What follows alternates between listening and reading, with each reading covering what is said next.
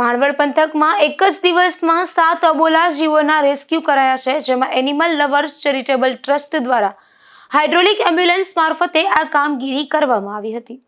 ભાણવડ પંથકમાં અબોલ જીવોની સેવા માટે સમર્પિત એનિમલ લવર્સ ચેરિટેબલ ટ્રસ્ટ દ્વારા માનવતા મહેકાવતી કામગીરી કરાઈ હતી, જેમાં એક જ દિવસમાં 7 જીવોને નવજીવન આપવામાં આવ્યું હતું.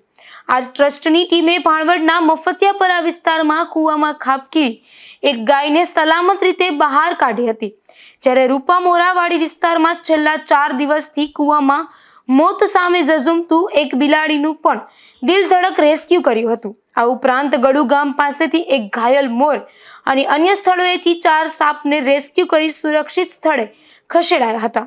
આ સમગ્ર ઓપરેશનમાં ટ્રસ્ટની આધુનિક હાઇડ્રોલિક એનિમલ એમ્બ્યુલન્સની મદદ લેવામાં આવી હતી, જેના કારણે ઊંડા કૂવામાંથી પશુઓને ઈજા પહોંચાડ્યા વગર હેમખેમ બહાર કાઢવા શક્ય બન્યા હતા.